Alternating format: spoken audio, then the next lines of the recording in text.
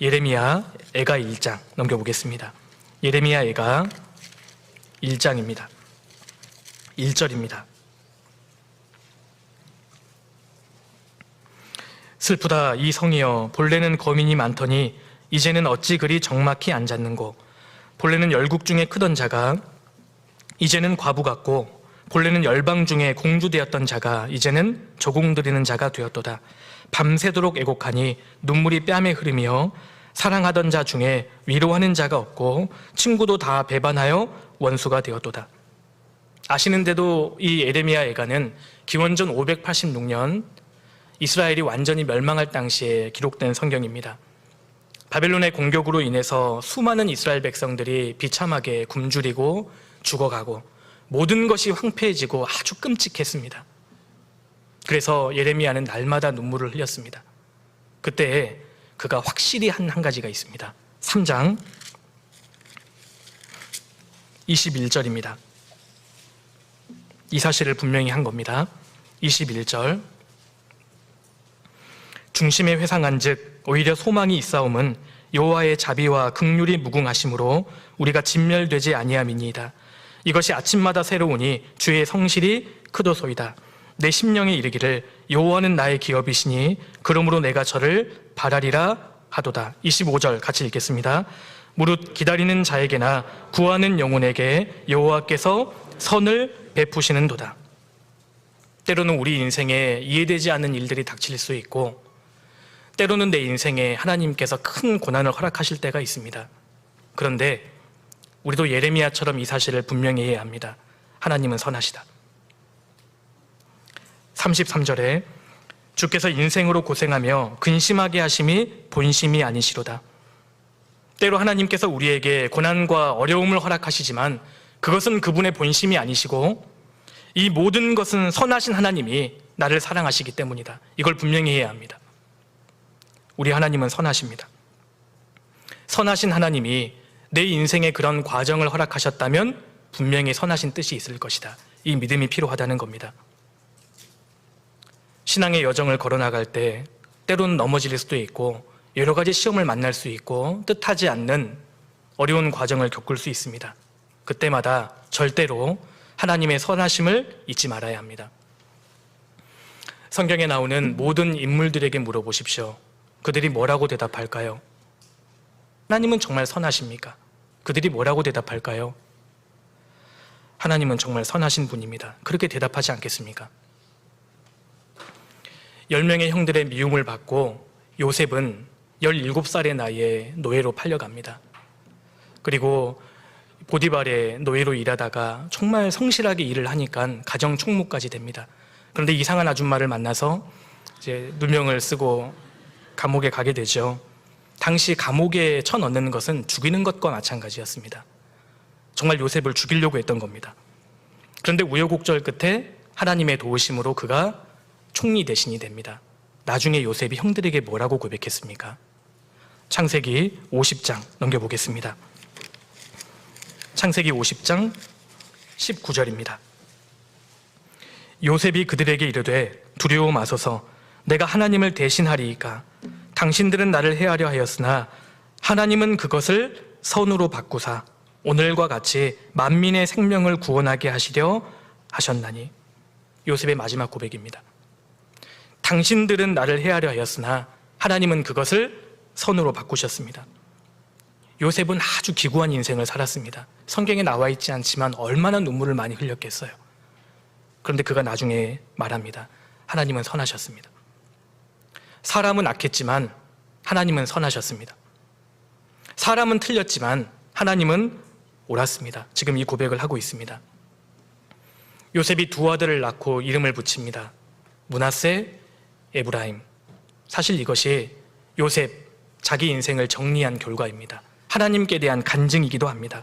므낫세, 하나님께서 나의 모든 고통과 슬픔을 잊게 만드셨다.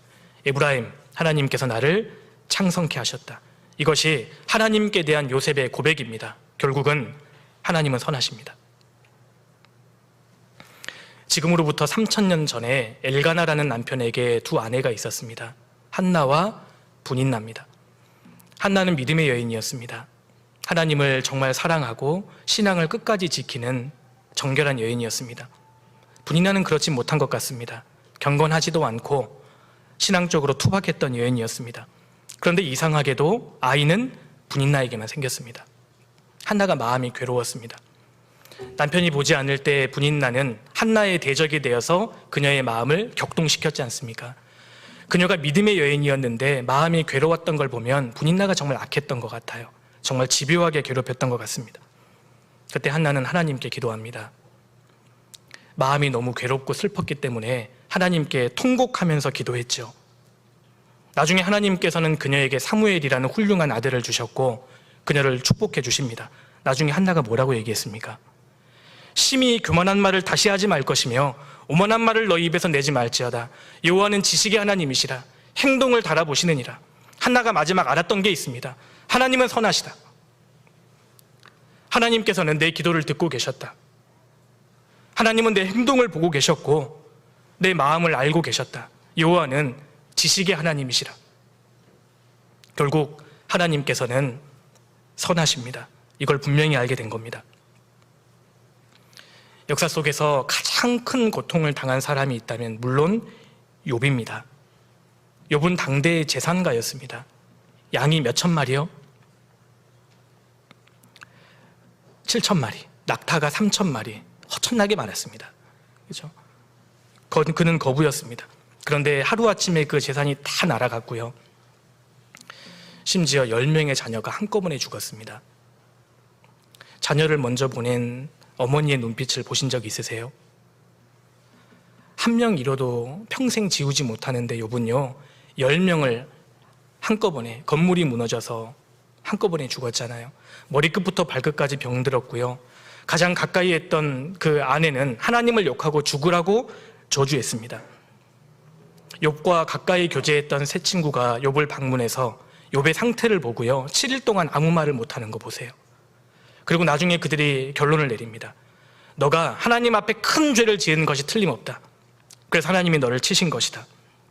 욥이 얼마나 억울했으면 변박하는데 그들이 들어주질 않습니다. 그 친구들이 욥을 10번이나 정죄하고 추궁합니다. 욥은 가장 기가 막힌 상황에 처했습니다. 여쭤볼게요. 하나님이 이래도 선하십니까? 하나님이 이래도 선하시나요? 욥은 엄청난 공경을 당했습니다. 하나님의 하시는 일이 모순처럼 보였고 욥도 세 친구도 이해하지 못했습니다. 그때 엘리후가 아주 중요한 이야기를 합니다. 욥기 34장 넘겨보시겠습니다. 욥기 34장 10절입니다. 그러므로 너희 총명한 자들아 내 말을 들으라. 하나님은 단정코 악을 행치 아니하시며 전능자는 단정코 불의를 행치 아니하시고. 엘리후는 아주 단호한 태도를 취했다는 겁니다. 여호와는 단정코 악을 행치 않으신다. 하나님은 선하시다. 이 태도가 옳은 태도였지 않습니까? 욥기의 결론이 무엇인 줄 아세요? 욥기의 결론을 예수님의 동생 야고보가 정리했습니다. 야고보서 5장 11절에 보라, 인내하는 자를 우리가 복되다 하나니 너희가 욥의 인내를 들었고 주께서 주신 결말을 보았거니와 주는 가장 자비하시고 긍휼히 여기시는 자신이라. 그것이 욥기의 결론입니다. 하나님은 선하시다. 하나님은 선하십니다. 주는 가장 자비하시고 긍휼히 여기시는 자신이라. 이것이 욥기의 결론입니다. 욥은 자녀를 전부 다 잃었습니다. 재산도 잃었고 건강도 잃었습니다. 욥은 자신이 왜 이런 코스를 걸어야 하는지를 알지 못했습니다. 욥이 이런 고난을 당하지 않고 죽었다 하더라도요 하나님은 선하신 하나님이세요. 그런데 욥이 그런 엄청난 고난을 당했기 때문에 욥기가 기록되었고 후대에 많은 성도들이 욥기를 통해서 고난 가운데 위로와 용기를 얻었지 않습니까? 그러니까 사실 욥이 갔던 그 어려운 코스가요 최고의 코스였던 겁니다. 하나님은 선하신 하나님이셨습니다. 그렇다면 우리도 마찬가지입니다. 우리가 과거를 돌아보면 주님은 항상 울으셨습니다. 내가 한국에 태어난 것도 사실 하나님의 축복이었습니다. 다른 가정이 아니라 내가 그 가정에 태어난 것도 하나님이 나를 사랑하셨기 때문이었습니다. 인생을 사는 가운데 정말 어려웠던 그 과정을 통과한 것도 내게는 필요했고, 정말 마음을 다치게 하는 그 사람을 옆에 두신 것도 내게는 필요했다는 겁니다. 내 지난 과거를 돌아보면 우리도 이렇게 고백할 수 있습니다. 주님은 선하셨습니다. 그렇다면 지금 내가 당하고 있고 앞으로 당할 모든 상황에 대해서도 우리는 동일하게 고백해야 합니다. 주님은 선하십니다. 비록 지금은 이해되지 않지만 주님의 선하심을 믿어야 하고 모든 일들을 감사함으로 받는 것이 필요하다는 겁니다. 이거는 변할 수 없는 진리입니다. 1991년도에 미국에서 한 자매가 출산을 했습니다. 그런데 아이가 태어난 지 2분 만에 숨을 거둡니다. 죽은 아기를 안고 있는 어머니에게 간호사가 물었습니다. 아이의 이름이 무엇이었나요? 그러자 그 자매가 이렇게 이야기했답니다. 도비아입니다. 하나님은 선하시다는 뜻입니다. 그렇습니다. 비록 지금은 이해되지 않는다 할지라도 모든 일의 배후에 선하신 하나님이 계심을 믿어야 합니다. 인생의 고난은 많지만 하나님은 선하십니다.